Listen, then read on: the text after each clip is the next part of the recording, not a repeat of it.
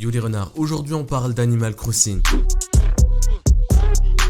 D'ailleurs sur cette vidéo je vais vous faire gagner une Nintendo Switch histoire que vous aussi vous puissiez jouer à Animal Crossing. Yes, ils vont maintenant s'abonner, partager la vidéo, en plus ils vont rien gagner. Mec, si tu fais des faux concours sur YouTube, ta chaîne elle sera supprimée. Ah merde, bah les gars désolé mais le concours est annulé. Du coup, et je parle pas du coup que j'ai pris quand j'ai su que le jeu n'était dispo que sur la Switch. C'est quoi ce jeu de mots de merde? Mais ta gueule toi. Développé et édité par Nintendo, Animal Crossing Horizons a été annoncé le 14 septembre 2018 mais n'est sorti que le 20 mars 2020. Avant de parler du jeu en détail, j'aimerais bien vous parler de mon ressenti envers lui parce que vous pensez que j'ai simplement pris ma Switch, j'ai acheté le jeu et j'ai joué tranquillement. Ah mais pas du tout, c'est beaucoup plus compliqué que ça. Faut savoir que j'ai jamais joué à aucun Animal Crossing. Il y a quelques semaines, je me suis connecté sur mon compte Twitter. Et mon compte Twitter TK, ferme ta gueule, je suis sérieux là. Mais non!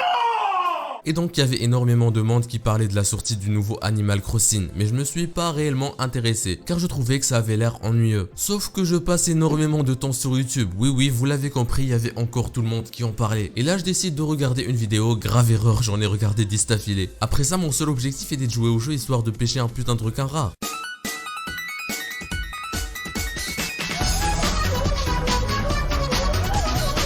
Mais j'avais pas de Switch, donc je réfléchis et je me dis il y a sûrement moyen de jouer au jeu sur PC. Je me tape des tutos de 20 minutes en français et en anglais pour qu'au final je m'aperçois que pour télécharger le jeu sur PC, il faut avoir un fichier qu'on a depuis la Nintendo Switch. Mais si t'as déjà une putain de Switch, pourquoi tu vas vouloir télécharger le jeu sur PC? Bref, tout ça pour vous dire que je n'ai jamais joué au jeu. Mais du coup, tu vas parler du jeu alors que tu as jamais joué? Ah t'inquiète, je peux te dire qu'après avoir regardé des dizaines de vidéos et de live, je connais très bien le jeu. En gros, le jeu c'est une simulation de vie. Comment ça marche? Eh bien, quand vous commencez la partie, vous créez un personnage et choisissez votre île parmi les 4 modèles proposés. Et Nintendo, le jeu est censé être surtout pour les enfants, donc elle fout quoi cette putain de bite en haut de la map?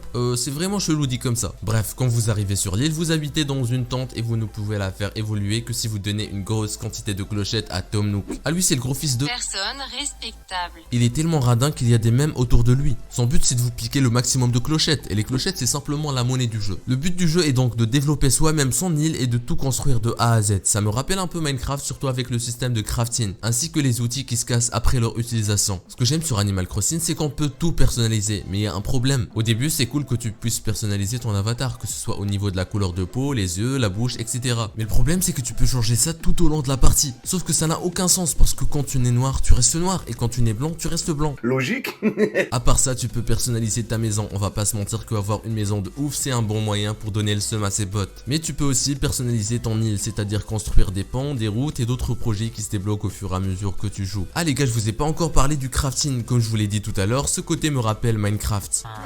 Dès votre arrivée sur l'île, vous allez pouvoir récolter certaines ressources telles que des branches, des fragments de pierre ou des mauvaises herbes qui vont vous permettre de vous fabriquer des outils qui à leur tour vont vous permettre de récolter différents matériaux tels que du bois, des minerais de fer, des pépites d'or, etc. Et donc une fois dans l'établi, vous pourrez construire différents meubles pour décorer votre maison. Donc, monsieur, vous nous avez dit dans votre CV que vous pratiquez plusieurs activités. Pouvez-vous nous dire lesquelles? Ah moi je chasse des gros scorpions et je pêche des requins marteaux. Quoi? Ouais, sur Animal Crossing. En effet, le joueur peut s'adonner à de nombreuses activités comme le jardinage, la pêche ou la chasse aux insectes et pourra ensuite exposer ses prises dans le musée ou bien les vendre contre des clochettes. Les gars, juste un truc, on est d'accord, quand je parle de clochettes ça décrédibilise totalement ma vidéo, on dirait que j'ai 10 ans. Bref, le jeu vous permet également d'interagir avec les villageois qui s'établiront sur l'île au fur et à mesure qu'elle se développe. Et ainsi ils pourront vous aider en vous fournissant des plans pour fabriquer de nouveaux objets. Mais attendez, on n'a pas parlé du multijoueur parce que Animal Crossing New Horizons vous permet de visiter l'île d'autres joueurs avec le service Nintendo Online. On peut donc être jusqu'à 8 personnes dans la même île et franchement quand vous êtes entre potes l'ambiance est vraiment cool. Par contre le vol est illégal dans la vraie vie mais sur Animal Crossing ça devient à la limite une obligation. Ah si tu ne voles pas les fruits de ton pote sur son île c'est que t'es con. Ou bien t'es juste gentil tout simplement. Ouais j'avoue. Maintenant mon avis sur le jeu, à vrai dire ce nouvel opus a sûrement régalé la majorité des fans des jeux Nintendo. Surtout qu'il nous propose une vraie simulation de vie avec énormément d'activités. Le seul problème c'est que ça lasse, on va pas se mentir qu'après plusieurs jours de jeu, il n'y a plus rien à faire, on a déjà construit les bâtiments qu'il faut sur notre île et on a personnalisé notre maison comme on le voulait. Mais après, si vous voulez juste passer le temps pendant ce confinement, le jeu en vaut vraiment la peine. Bien sûr, comme d'habitude, si vous avez apprécié la vidéo, n'hésitez pas à liker et à vous abonner et n'oubliez pas qu'un renard a toujours la gloire. Ciao tout le monde.